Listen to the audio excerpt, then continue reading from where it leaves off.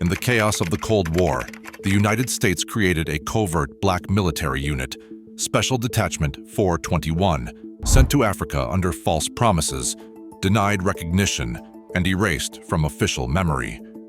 They operated where America could not exist, and hundreds vanished without a trace. The real story behind the secret black unit sent to die in the Cold War reveals how strategy, betrayal, and silence shaped a battlefield history was never meant to remember. But who gave the order, and why did their disappearance remain hidden for decades? In the years after World War II, the map of Africa began to change almost overnight. Dozens of nations moved from colonial rule to independence, their borders redrawn at international conferences and in hurried agreements. The continent's wealth, copper, uranium, oil, and diamonds became a magnet for the world's superpowers. Washington and Moscow both saw opportunity in Africa's vast, unguarded spaces and fragile new governments. American officials studied maps marked with resource corridors and port cities, tracing the routes that Soviet advisors might use to gain influence. The United States, determined to keep Africa out of communist hands, launched an aggressive campaign of persuasion and covert action. Propaganda broadcasts promised prosperity and partnership, while leaflets in English, French, and Portuguese warned of the dangers of Soviet control. At the same time, the CIA's new Third World Operations program quietly funneled money, weapons, and training to leaders willing to align with the West. But the stakes went beyond ideology. The world's largest uranium mine lay in the Belgian Congo, and American strategists remembered that Congolese ore had fueled the atomic bombs dropped on Japan.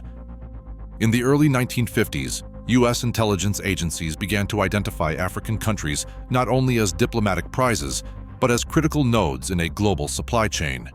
Every coup, every uprising, every shift in allegiance threatened to tip the balance of the Cold War. Newly independent leaders, Patrice Lumumba in the Congo, Kwame Nkrumah in Ghana, stood before cheering crowds, promising a future free from foreign domination. Yet their governments faced constant pressure from both East and West. American officials saw instability as a doorway for Soviet influence, and instability was everywhere. Mutinies, assassinations, and border wars swept across the continent. In this climate, the U.S. needed deniable assets, personnel and programs that could operate in the shadows, far from congressional oversight and public scrutiny. The race for Africa's allegiance had begun, and almost nothing was off limits. In 1951, as the Cold War's reach extended into Africa, a different kind of recruitment began behind closed doors. Notices were sent quietly to black veterans who had served in segregated units during World War II. These men had returned home to a country that offered parades and promises, but little in the way of lasting respect or opportunity. Now, government officials offered something new, a chance to serve again, this time with the suggestion of real equality. The letters and whispered conversations spoke of federal benefits, college tuition, and full recognition, benefits that had been denied to so many after the war. The catch was secrecy. They would not wear uniforms or carry official papers. Instead, they would sign contracts with logistics companies that existed mostly on paper, their names coded in files as non-acknowledged operations personnel. Training took place far from public view, often at remote camps where the rules of segregation still lingered. The men wore civilian clothes and learned new skills: radio operation, demolition, navigation by starlight.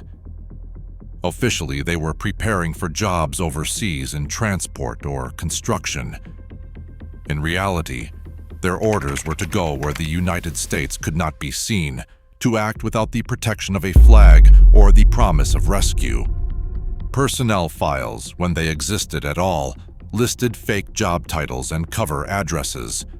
Even their paychecks came from shell companies, routed through banks in Washington and New York. The men were told that their service would be recognized when the time was right, that their sacrifice would not be forgotten. But as the months passed, it became clear that the paperwork told a different story. Benefits were delayed, then denied. Requests for official documentation were met with silence or threats. For these recruits, the sense of duty was real, but so was the growing sense that they had been chosen not for their skills alone, but for their ability to disappear without a trace.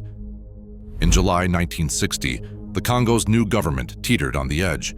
Patrice Lumumba's pleas for international help brought Soviet advisors to Leopoldville, and within weeks, the country fractured into rival armies, mutinies, and foreign plots. American officials, convinced that the world's richest uranium mine could fall into hostile hands, ordered a rapid intervention. Official records describe a handful of technical advisors and civilian contractors arriving on commercial flights. Unofficially, the first teams from Iron Vale landed in the chaos. Black American veterans carrying civilian passports, stripped of insignia and support, told to operate invisibly in a country at war with itself. Mission diaries, later smuggled out in fragments, tell of men dropped by transport planes onto rough airstrips, handed outdated maps, and told to make contact with local allies who often never appeared. The equipment lists, preserved in redacted UN supply reports, show shortages from the start: radios that failed in the humidity, rations that spoiled, ammunition never delivered. Patrols set out into the jungle with little more than a compass and a name scratched on a slip of paper. Some never returned. Their disappearance was explained in coded cables as lost reconnaissance. One surviving operative, whose voice was later captured on a scratchy audio tape, recalled the first weeks. "They told us we'd be met by a friendly, but nobody came. We waited 3 days, listening to gunfire at night. When we tried to call for extraction, nothing but static. After a week, we ran out of food. I watched 3 men vanish into the bush. I don't know if they ever made it out." UN peacekeepers sometimes found the remains of camps, burned gear, dog tags with the numbers filed off, American cigarettes in the mud. Local villagers, wary of all outsiders, whispered of men with foreign accents moving through the trees at night. These stories filtered back to mission control in Leopoldville, where American officers logged the losses in ledgers marked with redacted names and dates. The official explanation for missing personnel was always the same: no record of service. The first wave of casualties in the Congo set the pattern for everything that followed. Missions vanished with no trace, families received no answers, and the men who survived learned quickly that rescue was not coming. The jungle became a place where the promise of recognition died quietly, replaced by the reality of isolation and silence. For Iron Vale, the Congo was not just a battlefield. It was the beginning of a war without acknowledgement, where loss itself was erased from the record. By 1962, the missions stretched far beyond the Congo. Iron Vale teams moved through Angola, Mozambique, and the Horn of Africa, always under the same cover: civilian contractors with no official ties, no backup, and no rescue if things went wrong. The orders came coded and brief: retrieve downed reconnaissance equipment, extract uranium samples before rebel forces could seize them, or destroy radio relay sites abandoned in a hurry. Each assignment carried the same warning: no contact with local authorities, no deviation from the route, and no expectation of help if compromised. In Angola, a team led by a former army sergeant was dropped at night near the Kwanza River. Their target was the wreckage of a surveillance plane, its cargo a set of encrypted tapes and camera reels. The extraction window was 48 hours. The team found the crash site, but local fighters had already picked over the debris. Under fire, they recovered what they could and slipped back through the bush, leaving behind a wounded man who would never be listed in any report. Their return was logged as a successful retrieval. The loss went unmentioned. Mozambique brought a different kind of danger. A 2-man team was tasked with collecting soil samples from an abandoned mine, rumored to contain uranium ore. The samples were sealed in lead canisters and flown out on a cargo plane registered to a shell company in Lisbon. The men who collected them were never named in the manifests. One would later disappear during a follow-up mission, his fate explained in a single phrase on a redacted cable: personnel status unknown. In the Horn of Africa, radio sites built for monitoring Soviet transmissions had to be destroyed before advancing rebel columns arrived. Demolition charges were set in the rain, and the teams melted away before sunrise. Any evidence of American involvement was erased. The only proof, a series of classified photos showing craters where antennas once stood. Internal CIA cables from 1964 spelled out the rules. Personnel losses unrecorded, acknowledgement prohibited. These missions followed a template: insert quietly, operate without a trace, and vanish if things went wrong. The men who led these teams learned to keep their own records, names, dates, and details scribbled in code or never written down at all. No reinforcements, no recognition, no second chances. Most families would only learn that their sons were missing somewhere overseas with no further explanation. The pattern held across the continent: high-risk retrievals, unacknowledged casualties, and a paper trail designed to disappear almost as quickly as the men themselves. A mother in Georgia receives a letter from the Department of Veterans Affairs. It's typed on government stationery, stamped with her son's name, and offers only a single sentence: no record of military service found. The envelope carries no explanation, no condolence, only a denial of the life she knew he led. Across the country, widows and parents open similar envelopes.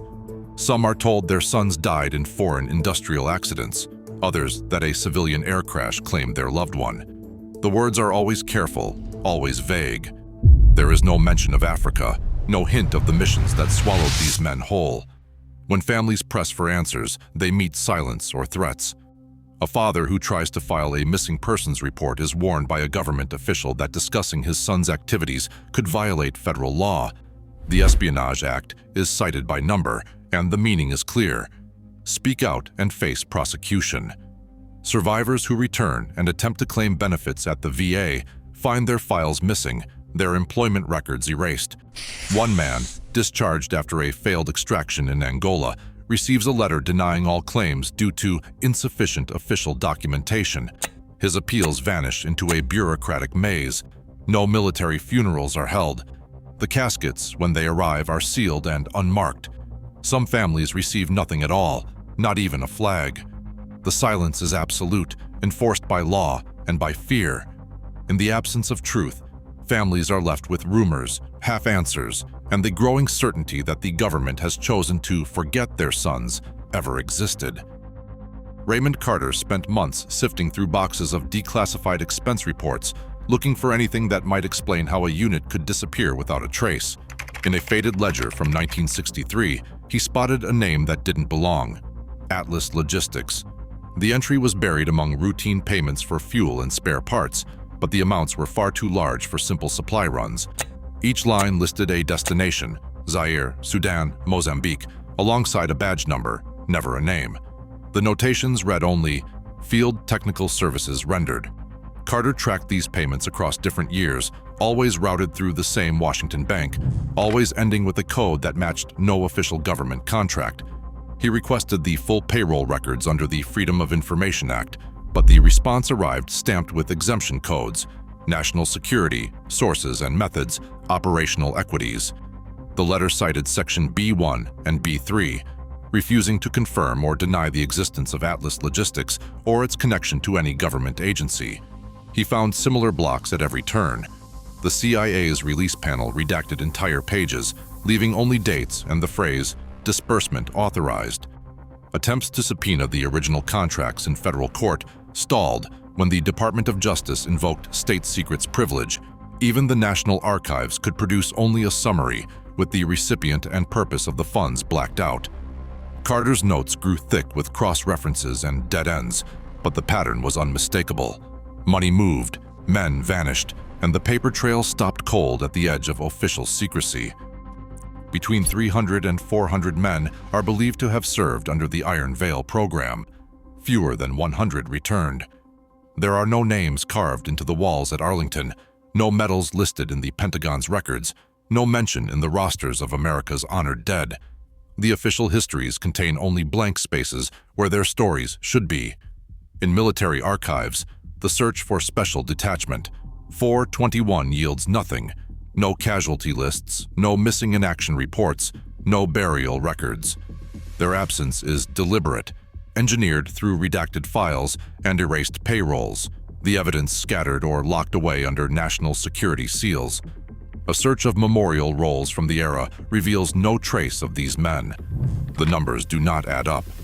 Hundreds recruited, promised recognition and federal benefits, but only a handful ever accounted for in any official record. The rest simply disappear, their fates hidden behind the language of bureaucracy. Personnel status unknown. Civilian contractor deceased. No record of service. The only statistics that survive are estimates, pieced together from ledgers and survivor testimony, each number a silent accusation.